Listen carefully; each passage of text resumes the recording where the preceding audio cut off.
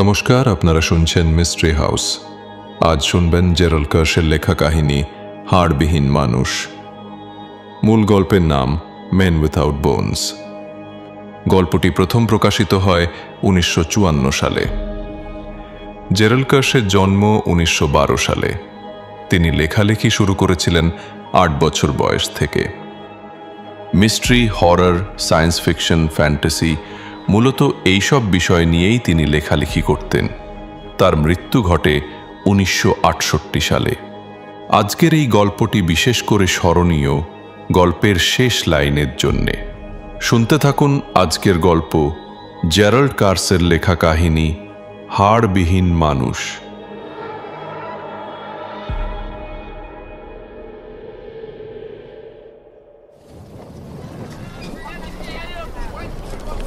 আমরা পুয়ের তো পোবরে নামক জায়গায় ক্লিয়ার টর্চ জাহাজে কাঁদি কাঁদি কলা লুট করছিলাম। এমন সময় জ্বরে আক্রান্ত এক ছোটখাটো লোক জাহাজে উঠে আসে। সবাই তাকে পথ ছেড়ে দেওয়ার জন্য সরে দাঁড়ায়, এমনকি বন্দরের পাহারাদার সৈন্যরাও সরে গেল। এই সৈন্যদের কাছে নিকেল প্লেটেড রেমিংটন রাইফেল ছিল, আর তারা খালি পায়ে থাকলেও পায়ে পালিশ করা চামড়ার লেগিংস পরত। তাদের সরে দাঁড়ানোর কারণ, তারা ভাবছিল যে লোকটা হয়তো ঈশ্বরের দ্বারা অভিশপ্ত, এক কথায় পাগল। তারা বিশ্বাস করত যে সে নিরীহ কিন্তু বিপজ্জনক, তাই তাকে একা ছেড়ে দেওয়াই ভালো। এই পুরো সময় ধরে গ্যাস ল্যাম্পগুলো হিসহিস শব্দ করছিল। জাহাজের ভেতর থেকে ফোরম্যানের গমগমে গলার প্রতিধ্বনি শোনা যাচ্ছিল। সে চিৎকার করছিল, ফল ফল ফল। ডকের শ্রমিকদের নেতাও একই চিৎকার করছিল এবং উজ্জ্বল সবুজ কলার কাঁদি একের পর এক নিচে ফেলছিল তারা। শুধুমাত্র এই রাতের সৌন্দর্যের জন্যেই এই ঘটনাটা মনে রাখার মতো। সুন্দর রাত, ল্যাম্পের আলোয় কৃষ্ণাঙ্গ ফোরম্যানের ব্রোঞ্জের মতো চকচকে ত্বক, ফলের জেট সবুজ রং আর ডকের সমস্ত কিছু মিশানো গন্ধ। এই সময় কলার একটি কাঁদি থেকে একটা ধূসর রঙের লোমশ মাকড়সা বেরিয়ে আসে। এটা দেখে নাবিকরা ভয় পেয়ে যায় এবং যতক্ষণ না নিকারাগোয়ার একটি ছেলে এসে পা দিয়ে ওটাকে মেরে পিষে ফেলল, ততক্ষণ কাজ থামিয়ে রাখে তারা। ছেলেটি বলল যে মাকড়সাটা বিপজ্জনক ছিল না, আর ঠিক সেই সময়ই পাগল লোকটা জাহাজে উঠে আসে। কেউ তাকে আটকালো না। সে আমাকে জিজ্ঞেস করলো, কোথায় যাচ্ছেন আপনারা?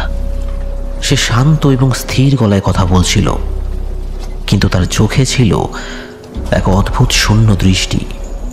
সেই দৃষ্টি থেকে আমার মনে হলো যে তার অস্থির হাতগুলো থেকে নিরাপদ দূরত্বে থাকা উচিত। Mobile Alabama. আমি বললাম, আমাকে সঙ্গে নিয়ে যাবেন? সে জিজ্ঞেস করলো, সেটা আমার উপর নেই, দুঃখিত। আমি নিজেও একজন যাত্রী। ক্যাপ্টেন তীরে গেছেন, আপনার উচিত ডকে তার জন্য অপেক্ষা করা। তিনিই এখানকার প্রধান। আচ্ছা, আপনার কাছে কি কোনো পানীয় জাতীয় কিছু হবে? আমি তাকে কিছুটা রাম দিলাম এবং তারপর জিজ্ঞেস করলাম, ওরা আপনাকে জাহাজে উঠতে দিল কিভাবে? আমি পাগল নই, সে বলল। আসলেই না, সামান্য শুধু জ্বর, আর কিছু না। ম্যালেরিয়া, ডেঙ্গু জ্বর, জঙ্গল জ্বর বা ইঁদুরের কামড়ের জ্বরও হতে পারে। এই দেশটা জ্বর জ্বালার দেশ। এমন আরও অনেক দেশ আছে। যাই হোক, আমি আমার পরিচয় দিই। আমার নাম গুড বডি, ওসভাল্ডস্টাইন বিশ্ববিদ্যালয়ের ডক্টর অফ সায়েন্স। এই নামটা শুনে আপনার কি কিছু মনে পড়ছে? না? আচ্ছা, আমি প্রফেসর ইয়ার্ডের সহকারী ছিলাম। এই নামটা শুনে কিছু মনে পড়ছে? আমি বললাম, ইয়ার্ড? Professor yard? ও হ্যাঁ, তিনি তো হারিয়ে গিয়েছিলেন, তাই না? আমের নদীর উৎসের ওপারে জঙ্গলে কোথাও একটা। ঠিক বলেছেন, আমি তাকে হারিয়ে যেতে দেখেছি। জাহাজের ভেতর থেকে শ্রমিকদের চিৎকার শোনা যাচ্ছিল। জাহাজের শ্রমিকদের নেতা আর তীরের বিশালদেহী কৃষ্ণাঙ্গ শ্রমিকের মধ্যে একটা প্রতিযোগিতা চলছিল মনে হয়। ল্যাম্পগুলো তপতপ করে জ্বলছিল। সবুজ কলা নামানো হচ্ছিল নিচে, আর জঙ্গল আর পচা নদী থেকে একটা অসুস্থ দীর্ঘশ্বাসের মতো বাতাস আসছিল। এটা বাতাস বা হাওয়া ছিল না, এটা ছিল যেন তীব্র জ্বরের দুর্গন্ধময় নিঃশ্বাস। উত্তেজনায় কাঁপতে কাঁপতে এবং জ্বরের কাঁপুনিতে ডক্টর গুডবডিকে 2 হাতে তার গ্লাসটা মুখের কাছে তুলতে হয়। তাতেও সে বেশিরভাগ রাম ফেলে দেয়। সে বলল, আমাকে এই দেশ থেকে নিয়ে চলুন, আমাকে মোবাইলে নিয়ে চলুন, আপনার কেবিনে লুকিয়ে রাখুন। আমার কোনো ক্ষমতা নেই ভাই, কিন্তু আপনি একজন আমেরিকান নাগরিক। আপনি যদি নিজের পরিচয় প্রমাণ করতে পারেন, আমেরিকান কনসাল আপনাকে দেশে পাঠিয়ে দেবেন। হ্যাঁ জানি, কিন্তু তাতে অনেক সময় লাগবে। কনসালও মনে করেন আমি পাগল, আর আমি যদি তাড়াতাড়ি এখান থেকে না যাই, আমার ভয় হচ্ছে আমি সত্যি পাগল হয়ে যাব। আপনি কি আমাকে সাহায্য করতে পারবেন? আমার খুব ভয় করছে। দাঁড়ান দাঁড়ান, শান্ত হন। আমি আশেপাশে থাকতে কেউ আপনার ক্ষতি করবে না। আপনি কিসের ভয় পাচ্ছেন?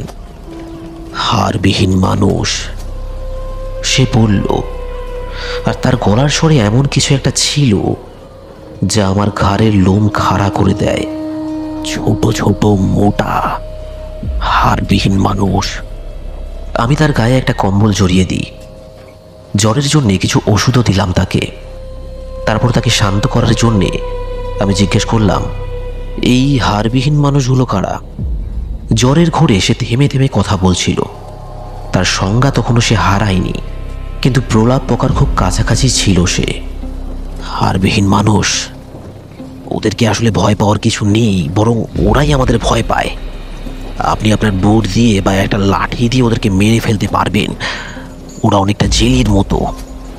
হলে না, এটা ঠিক ভয় নয়, এটা হলো সেই গা গোলানো অনুভূতি, সেই ঘৃণা যা ওরা জাগিয়ে তোলে। এটা অপ্রতিরোধ্য, এটা আপনাকে অবশ করে দেয়। আমি একটা জ্যাগুয়ারকে দেখেছি, একটা পূর্ণবয়স্ক জ্যাগুয়ার, একদম স্থির জমে দাঁড়িয়েছিল। অন্যদিকে শত শত ওই প্রাণীগুলো তার গায়ে লেগে জীবন্ত খেয়ে ফেললো পশুটাকে। বিশ্বাস করুন, আমি এটা দেখেছি। হয়তো ওরা কোনো অ্যাসিড নিঃসরণ করে বা কোনো গন্ধ ছড়ায়, আমি ঠিক জানি না।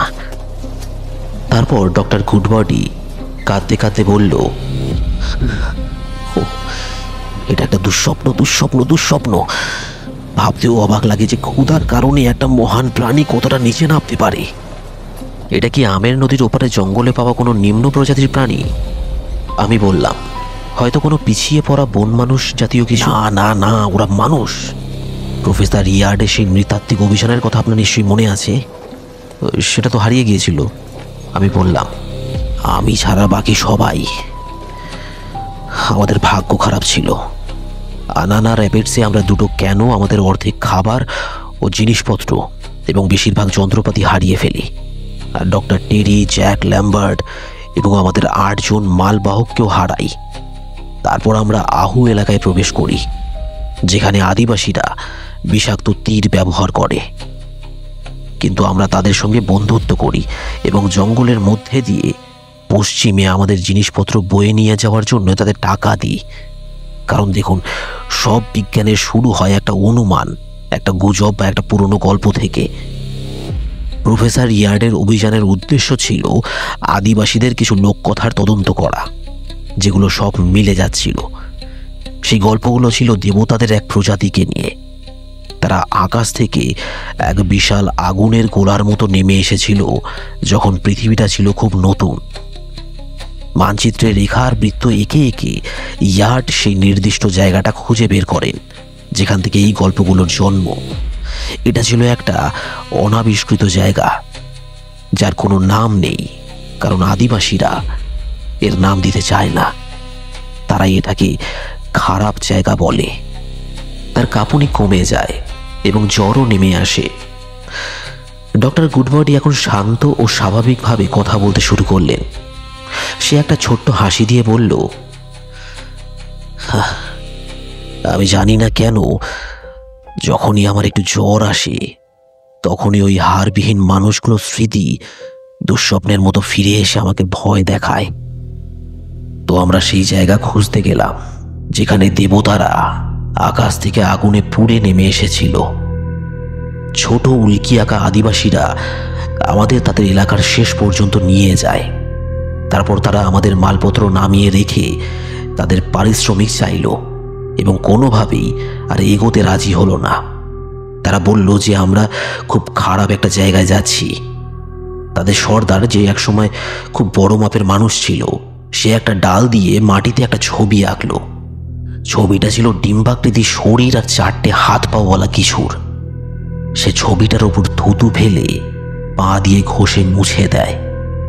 আমি ভাবলাম ওটা কি মাকড়সা ছিল নাকি কাকড়া। তাই আমরা যা বহন করতে পারছিলাম না তা সেই বৃদ্ধ সর্দারের কাছে রেখে ফিরে এসে নিয়ে যাওয়ার প্রতিশ্রুতি দিয়ে এগোতে বাধ্য হলাম। ইয়ার্ড আর আমি একাই বিশ্বের সবচেয়ে জঘন্য জঙ্গলের মধ্যে দিয়ে 30 মাইল পথ পাড়ি দিলাম। আমরা দিনে প্রায় 1 মাইলের 4 ভাগের 1 ভাগ এগোতে পারতাম। সেটা এক ভয়ঙ্কর অসুস্থ জায়গা। যখন জঙ্গল থেকে সেই দুর্গন্ধময় বাতাস বয়, আমি মৃত্যু আর আতঙ্ক ছাড়া আর কিছুই অনুভব করতে পারছিলাম না। কিন্তু অবশেষে আমরা জঙ্গল কেটে একটা উঁচু সমতল মালভূমিতে পৌঁছালাম এবং উপরে উঠলাম। সেখানে আমরা একটা আশ্চর্যজনক জিনিস দেখতে পাই। সেটা ছিল একটা বিশাল যন্ত্রের ধ্বংসাবশেষ। হয়তো আদিতে এটা নিশ্চয়ই কোনো নাশপাতির মতো আকৃতির জিনিস ছিল। অদ্ভুত 1000 ফুট লম্বা এবং সবচেয়ে চওড়া অংশটা 600 ফুট চওড়া হবে। আমি জানতাম না এটা কোন ধাতু দিয়ে তৈরি করা, কারণ সেটার অস্তিত্ব প্রমাণ করার জন্যে শুধু তার কাঠামোর একটা ধুলোমাখা সীমারেখা এবং কিছু অবিশ্বাস্য রকম জটিল যন্ত্রপাতির আবছা অবশেষ ছিল বেঁচে। আমরা আন্দাজ করতে পারলাম না এটা কোথা থেকে এসেছে, কিন্তু এটা মাটিতে এত জোরে আছড়ে পড়েছিল যে মালভূমির মাঝখানে একটা বিশাল উপত্যকা তৈরি হয়ে গিয়েছে। এটা ছিল শতাব্দীর সেরা আবিষ্কার।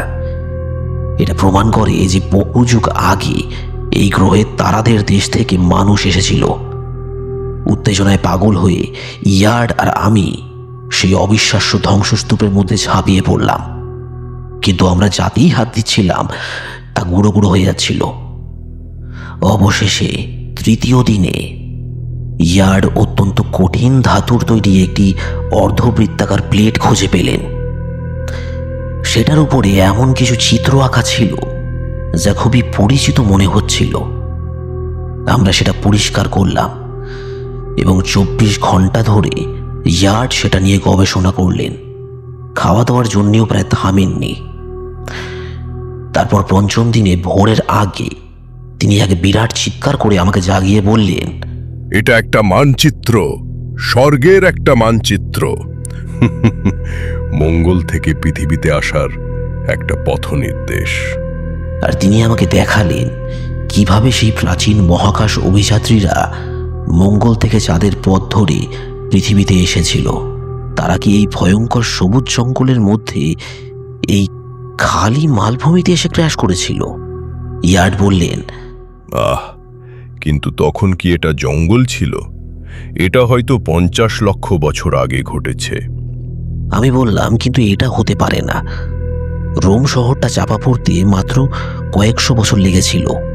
50 লক্ষ বছর তো দূরের কথা, এই জিনিসটার 5000 বছর মাটির উপরে থাকতে পারাও অসম্ভব। ইয়ার্ড বললেন, এটা ছিল না। পৃথিবী জিনিস গিলে ফেলে আবার উগরে দেয়। এটা একটা আগ্নেয়গিরি প্রবণ এলাকা। একটা ছোট ভূমিকম্প একটা শহরকে গিলে ফেলতে পারে, আর পৃথিবীর অন্ত্রের একটা সামান্য নড়াচড়া 10 লক্ষ বছর পরে তার ধ্বংসাবশেষ আবার নিয়ে আসতে পারে ওপরে। মঙ্গল থেকে আসা যন্ত্রটার ক্ষেত্রেও নিশ্চয়ই তাই হয়েছে। আমি ভাবছি এর ভেতরে কারা ছিল। আমি বললাম। ইয়ার্ড উত্তর দিলেন, সম্ভবত পৃথিবীর থেকে সম্পূর্ণ ভিন্ন কোনো প্রাণী, যারা এখানে টিকে থাকতে পারেনি এবং মারা গিয়েছিল, অথবা দুর্ঘটনায় মারা গিয়েছে। এত দীর্ঘ সময় কোনো কঙ্কাল টিকে থাকতে পারে না। তো আমরা আগুনটা বাড়িয়ে দিলাম আর ইয়ার্ড ঘুমোতে গেলেন। যেহেতু আমার ঘুম হয়ে গিয়েছিল তাই আমি পাহারা দিতে লাগি। কিসের জন্য পাহারা দিচ্ছিলাম আমি জানতাম না।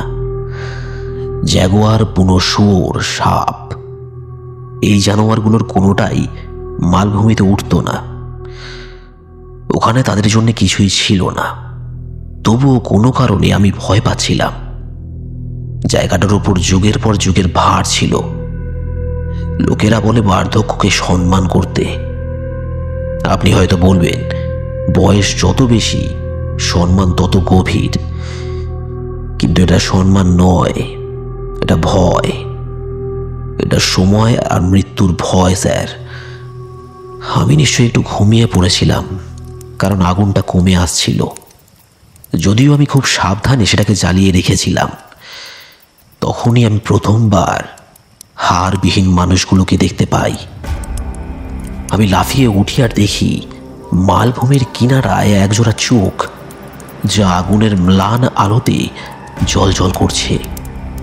আমি ভাবলাম ওটা হয়তো একটা জ্যাগুয়ার, তাই রাইফেলটা তুলে নিলাম। কিন্তু ওটা জ্যাগুয়ার হতে পারে না, কারণ আমি যখন ডাইনে বায়ে তাকালাম দেখলাম পুরো মালভূমিটাই জলজলে চোখে ঘেরা। আর আমার নাকে এলো একটা অজানা গন্ধ। ভয়ের নিজস্ব গন্ধ আছে, যে কোনো পশু প্রশিক্ষক আপনাকে তা বলবে। অসুস্থতারও গন্ধ আছে, যে কোনো নার্সকে জিজ্ঞেস করুন। এই গন্ধগুলো সুস্থ প্রাণীদের লড়াই করতে বা পালিয়ে যেতে বাধ্য করে। এটা ছিল সেই দুই গন্ধের মিশ্রণ, সাথে পচা গাছপালার দুর্গন্ধ। আমি প্রথমে দেখা চোখের জোড়া লক্ষ্য করে গুলি চালাই। তারপর সব চোখ অদৃশ্য হয়ে গেল। গুলির প্রতিধ্বনি মিলিয়ে যাওয়ার সাথে সাথে জঙ্গল থেকে ভেসে এলো বানর আর পাখির কিচিরমিচির শব্দ। আর তারপর ঈশ্বরকে ধন্যবাদ, ভোর হলো। অন্ধকারে যেটাকে গুলি করেছি তা দেখার ইচ্ছে মোটেই ছিল না আমার। ওটা ছিল ধূসর রঙের, শক্ত আর জেলির মতো, কিন্তু বাইরে থেকে এর আকৃতিটা অনেকটা মানুষের মতো ছিল। এর চোখ ছিল আর মাথা, ঘাড় আর এক ধরনের হাত পায়ের চিহ্ন বা প্রাথমিক রূপ ছিল।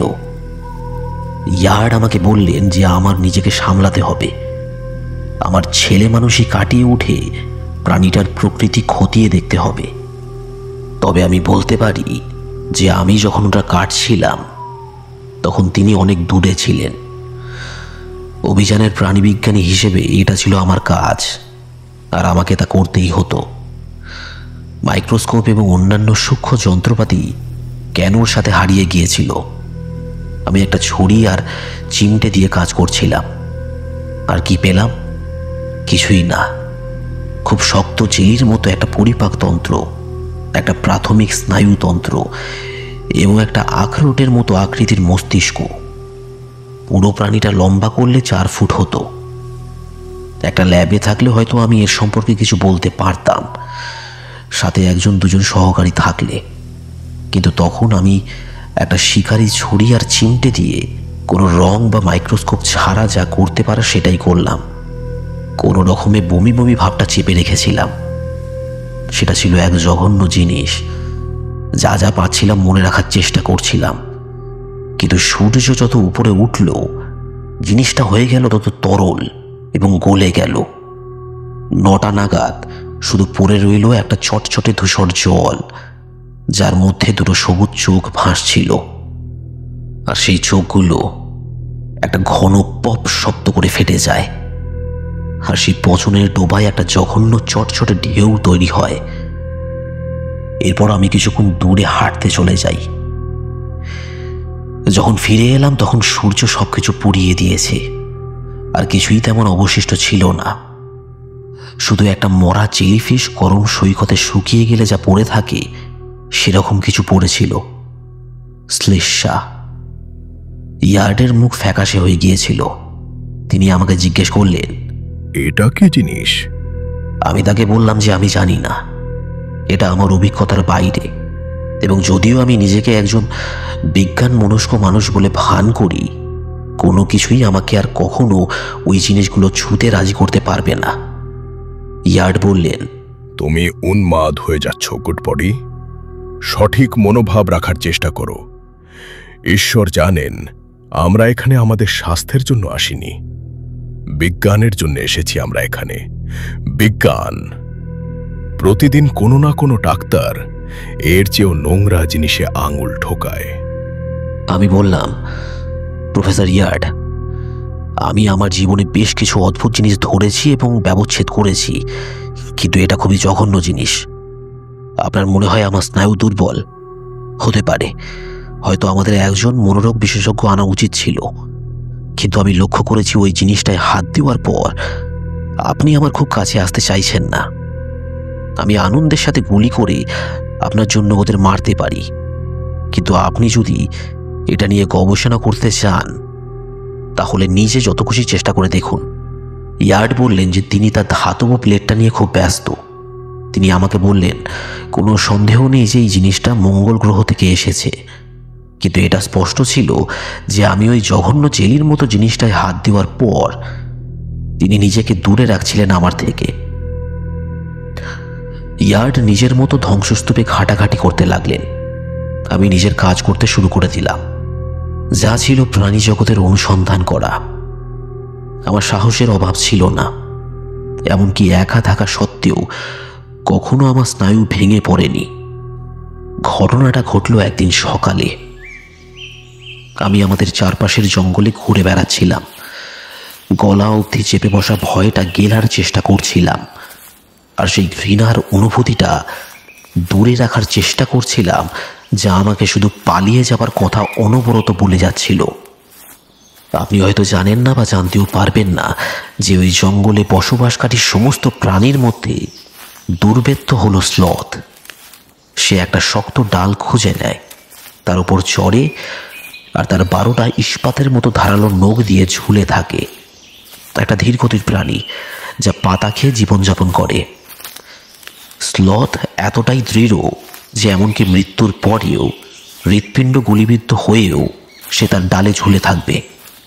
এর একটা অত্যন্ত শক্ত চামড়া আছে যা দুর্ভেদ্য, জট পাকানো চুলের আবরণে ঢাকা। একটা চিতা বা জ্যাগুয়ার এমন একটা প্রাণীর নিষ্ক্রিয় প্রতিরোধের বিরুদ্ধে অসহায়। সে একটা গাছ খুঁজে নেয় যেটাতে সে সব পাতা খাওয়া না পর্যন্ত ঝুলে থাকে, আর ঘুমানোর জন্য এমন একটা ডাল বেছে নেয় যা ঠিক তার ওজন বহন করতে পারবে। এই জঘন্য জঙ্গলে আমার একটা ছোট অভিযানে আমি একটা বিশাল স্লথকে দেখতে পেয়ে থামলাম, যেটা একটা প্রায় পাতাহীন গাছের সবচেয়ে বড় ডালে স্থির হয়ে ঝুলছিল, ঘুমন্ত, অভেদ্য, উদাসীন। তারপর সেই দুর্গন্ধময় সবুজ গোধূলি থেকে ওই জেলির মতো জিনিসগুলোর একটা দল বেরিয়ে আসে।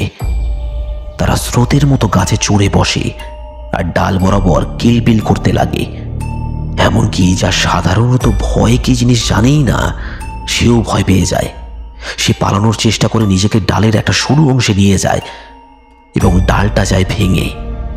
সে পড়ে যায় নিচে, আর সঙ্গে সঙ্গে একটা কাঁপতে থাকা জেলির স্তূপ ঢেকে ফেলল তাকে।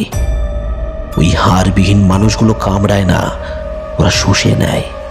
আর যখন ওরা শুষে নেয়, ওদের রং ধূসর থেকে গোলাপি আর তারপর বাদামি হয়ে যায়। কিন্তু ওরা ভয় পায় আমাদের। এখানে এক ধরনের জাতিগত স্মৃতি জড়িত।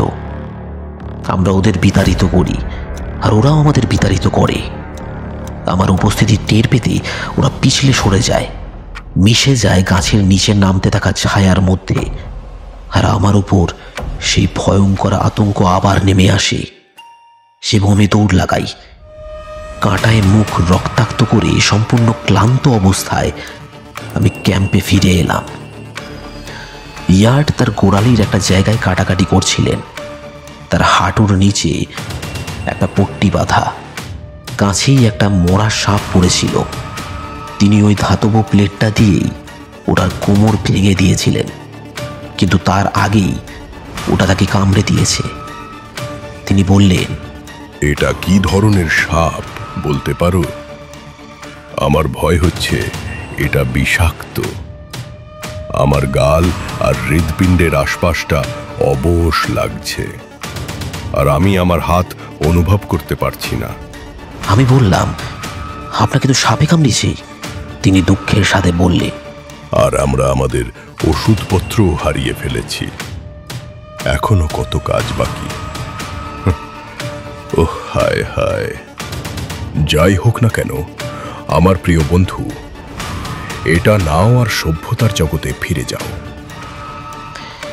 এরপর তিনি আমাকে সেই অজানা অর্ধবৃত্ত ধাতুর জিনিসটা দিলেন এবং বললেন সেটা যেন আমি সুরক্ষিত রাখি। এর 2 ঘন্টা পর তিনি মারা যান। সেই রাতে জলজলে চোখগুলো বারবার কাছে আসছিল, আর প্রতিবার আমি সেগুলো লক্ষ্য করে গুলি ছুটতে থাকি। ভোরের দিকে ওই হাড়বিহীন মানুষগুলো অদৃশ্য হয়ে যায়। আমি ইয়ার্ডের শরীরটা পাথরে চাপা দিয়ে ঢেকে দিই। এইভাবে একটা উঁচু ঢিবি তৈরি করলাম, যাতে হাড়বিহীন মানুষগুলো তার কাছে পৌঁছাতে না পারে। তারপর আমার যে কি ভয় লাগছিল একা একা বোঝাতে পারবো না। আমি আমার ব্যাগ, রাইফেল আর ছুরিটা তুলে নিয়ে যে পথে এসেছিলাম সেই পথে দৌড়ে পালালাম, কিন্তু এক সময় রাস্তা হারিয়ে ফেলি। ব্যাগের ওজন কমানোর জন্য এক এক করে খাবারের ক্যান ফেলে দিতে শুরু করি। তারপর আমার রাইফেলটা গেল, আর আমার গুলিও। এরপর এমনকি আমার বড় ছুরিটাও ফেলে দিলাম। এর কিছুদিন পর সেই অর্ধবৃত্তাকার প্লেটটাও আমার কাছে খুব ভারী মনে হচ্ছিল, তাই আমি ওটা একটা লতা দিয়ে গাছের সাথে বেঁধে রেখে এগিয়ে চললাম। অবশেষে আমি আহু অঞ্চলে পৌঁছাই, যেখানে উল্কি আঁকা মানুষেরা আমার সেবা যত্ন করে। আমার শারীরিক শক্তি ফিরে না আসা পর্যন্ত ওখানের মহিলারা আমার জন্য খাবার চিবিয়ে চিবিয়ে আমাকে খাওয়াতো। আমরা সেখানে যে জিনিসপত্র রেখে এসেছিলাম তা থেকে আমি শুধু আমার প্রয়োজনের মতো জিনিস নিয়ে নিই, বাকিটা পথ প্রদর্শক এবং কেন চালানোর লোকেদের পারিশ্রমিক হিসেবে রেখে দিয়ে যাই। আর এইভাবেই আমি বেরিয়ে আসি জঙ্গল থেকে। দয়া করে আমাকে একটু রাম দিন। এবার পান করার সময় তার হাতটা ছিল স্থির এবং তার চোখ দুটো ছিল পরিষ্কার। আমি তাকে বললাম, ধরা যাক আপনার কথা সত্যি, তাহলে এই হাড়বিহীন মানুষগুলো, আমি অনুমান করছি ওরা মঙ্গলবাসী। কিন্তু জিনিসটা অবিশ্বাস্য শোনাচ্ছে, তাই না? হাড়বিহীন মানুষরা শক্ত ধাতু গলাতেও পারে না, আর মঙ্গলবাসীদের কথা কে বলেছে? ডক্টর গুডবাডি চিৎকার করে উঠল, না না না, মঙ্গলবাসীরা এখানে এসেছিল নতুন পরিস্থিতির সাথে মানিয়ে নেওয়ার জন্যে। নিজেদের পাল্টে নিয়েছিল তারা বদলে যায়, নিজেদের আরও নিচু স্তরে নামিয়ে ফেলে। তারা এক সম্পূর্ণ নতুন এবং বেদনাদায়ক বিবর্তনের মধ্যে দিয়ে গিয়েছে। আমি আপনাকে এটাই বোঝানোর চেষ্টা করছি যে ইয়ার্ড আর আমি মঙ্গলবাসী আবিষ্কার করিনি। হুফ গাধা, তুমি কি বুঝতে পারছো না? ওই হাড়বিহীন মানুষগুলোই মানুষ, আর আমরা হলাম মঙ্গলবাসী। শুনছিলেন জেরাল্ড কার্শের লেখা কাহিনী হাড়বিহীন মানুষ। গল্পটি কেমন লাগলো জানাতে পারেন কমেন্টে। কোনো গল্পের সাজেশন থাকলে সেটাও লিখতে পারেন। সামনের সপ্তাহে ফিরে আসছি নতুন আরও একটি গল্প নিয়ে। সকলে ভালো থাকবেন, সুস্থ থাকবেন।